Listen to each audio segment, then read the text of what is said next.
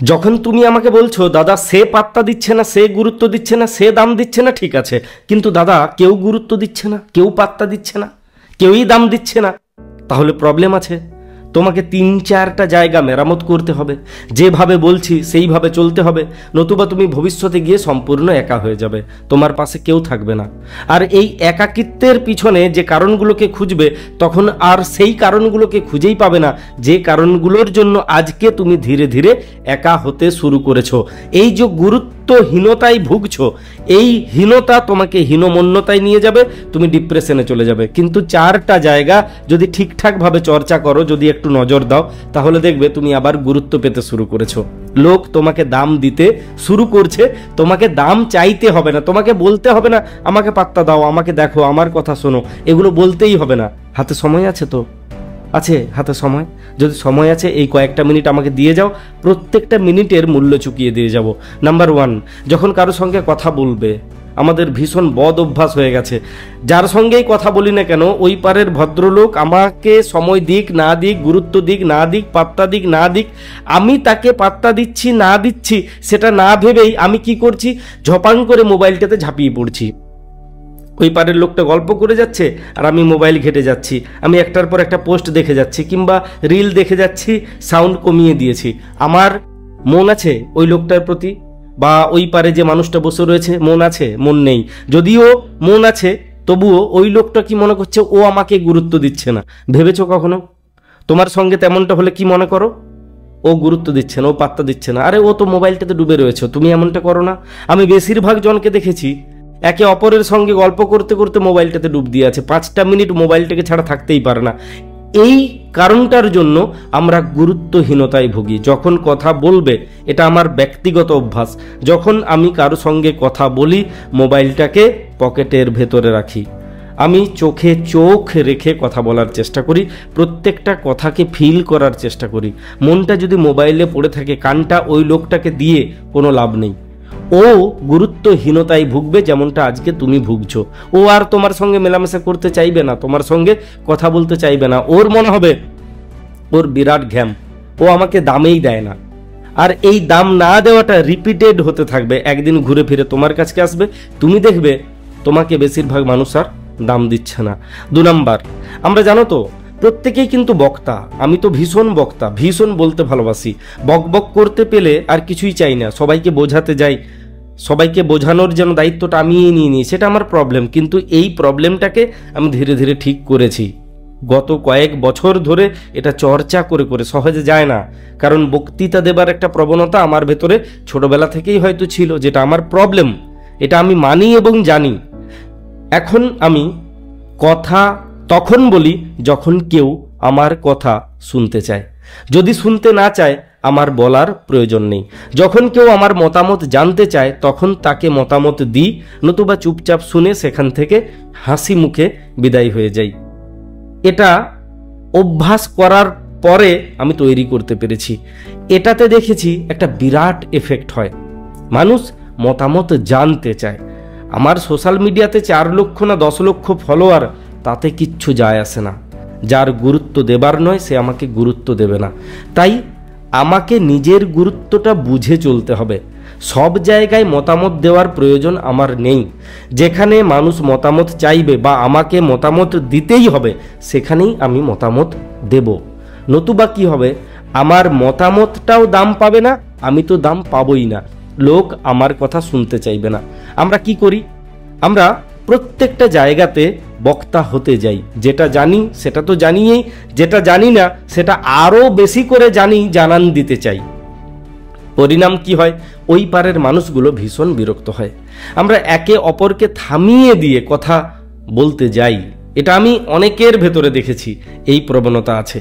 কে কি বলছে শোনার চাইতে আমি নিজের গল্পটা অন্য মানুষকে গেলানোর চেষ্টা করি, শোনার চেষ্টা করি না। কিন্তু ধীরে ধীরে যদি অভ্যাস করো, যদি প্র্যাকটিস করো, উগ্র বক্তা থেকে শ্রোতাতে নিজেকে পরিণত করতে পারো, জানি প্রবলেম হবে, কিন্তু যদি পারো, প্রত্যেকে তোমাকে গুরুত্ব দেবে, প্রত্যেকে। কারণ কি বলতো, কারণ শোনার লোকের বড্ড অভাব। ওই পারের লোকটা কি বলতে চাইছে সেটা কেউ শুনতে চাইছে না। তুমি যদি শোনো, তুমি যদি সময় দাও, তুমি যদি কান দুটো নয় মনটাও ওই মানুষটাকে দাও, তার কথার প্রত্যুত্তরে কথা বলো, সে কি বলতে চাইছে সেটা বোঝার চেষ্টা করো, এবং তার পরিপ্রেক্ষিতে যদি কথা বলো যাতে তার মনে হবে তুমি ইন্টারেস্টেড তার কথাগুলো শুনতে, তাকে তুমি দাম দিচ্ছ, ভ্যালু দিচ্ছ, গুরুত্ব দিচ্ছ, ওই মানুষটা তোমার সঙ্গে মেলামেশা করতে শুরু করবে। একজন একজন একজন করে করে শুরু করো, দেখো প্রত্যেকের প্রিয়জন হয়ে যাবে। এত সহজ টিপস আর হয় না। প্রিয়জন হওয়ার, গুরুত্ব পাওয়ার, নিজের দামটা বাড়িয়ে নেওয়ার, মার্কেটে একটা ভ্যালু তৈরি করার, এটা একটা মহৌষধ, যেটা আমরা করি না, বরং উল্টোটা করি। আমাকে শোন, আমাকে দেখ, এটা আর করবে না তো? দেখো দাম বাড়তে শুরু করবে, সবাই গুরুত্ব দিতে শুরু করবে। 3 নাম্বার, খুব গুরুত্বপূর্ণ ছোট্ট পয়েন্ট, কিন্তু জানো তো মানুষের মন তো কখন কিসে ভেঙে যায় আমরা জানতেই পারি না, সত্যি সত্যিই জানতে পারি না। তাই যখন কথা বলবে, যখন কাউকে কিছু বোঝানোর চেষ্টা করবে তার সফট কর্নারটাকে অ্যাভয়েড করে যেতে। আমার দুর্বলতা আমার 4 জন বন্ধু জানতে পারে, কিন্তু সেই 4 জন বন্ধুর ভেতরে কোনো একজন বন্ধু যদি আমার সেই দুর্বলতা নিয়ে 4 জনের সামনে চর্চা করে, ওই বন্ধু আমার অপ্রিয় হতে শুরু করবে। আমি পছন্দ করব না যে আমার দুর্বল জায়গা নিয়ে 4 জনের সামনে কেউ চর্চা করুক, এটা আমি কখনোই চাইব না। তাই কখনো কারো দুর্বল জায়গা নিয়ে চর্চা করতে যেও না, সে যদি নিজের থেকে চর্চা করতে না আসে। এর চাইতেও গুরুত্বপূর্ণ যে ভুলটা ইন জেনারেল আমরা বাঙালিরা বিশেষ করে থাকি, করতেই থাকি বলতে পারো, আমরা চর্চা করতে যেহেতু ভালোবাসি, তাই কারো অবর্তমানে তাকে নিয়ে চর্চা করতে শুরু করে দিই। রাম, শ্যাম, রহিম, যদু, মধু এরা আছে, আর আজকে কেউ একজন আসেনি, তার নিয়ে চর্চা করছি। এদের ভেতরে যারা শ্রোতা, তাদের ভেতরে কেউ একজন এই চর্চার গল্প ওকে বলছে, বিশ্বাসটা কমে যাচ্ছে, ভরসার জায়গাটা কমে যাচ্ছে। এই বোধ, এই বিশ্বাস ভীষণ খারাপ যে কেউ একজন আসেনি বা কারো অবর্তমানে তাকে নিয়ে চর্চা করতে শুরু করা।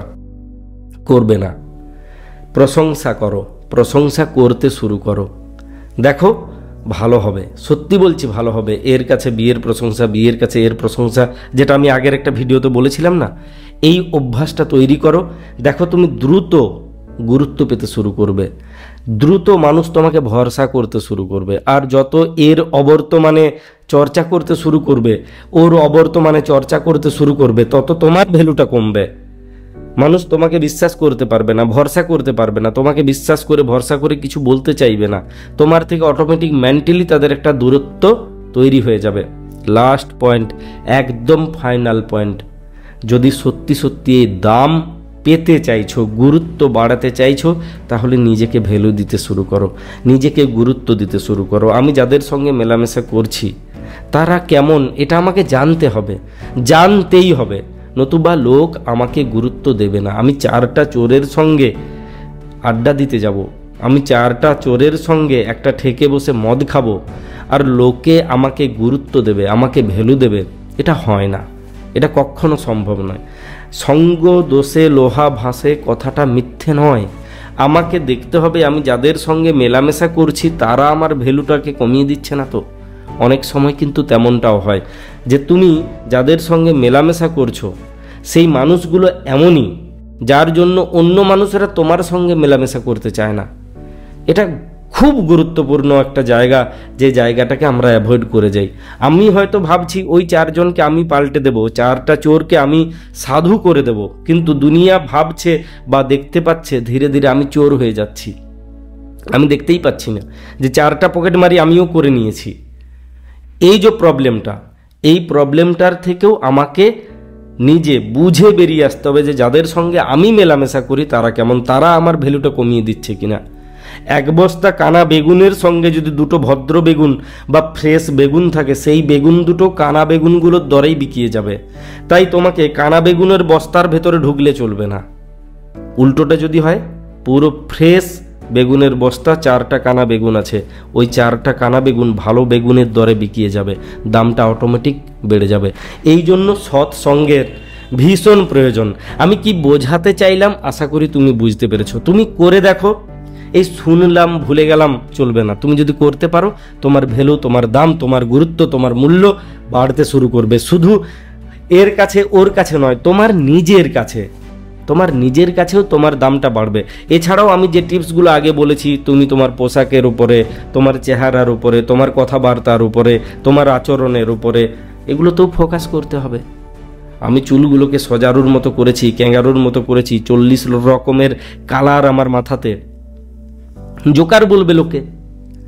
আমি আজে বাজে ভাষায় কথা বলছি, লোক আমার সঙ্গে মেলামেশা করতে চাইবে না। গুরুত্ব দেওয়া তো দূরের কথা।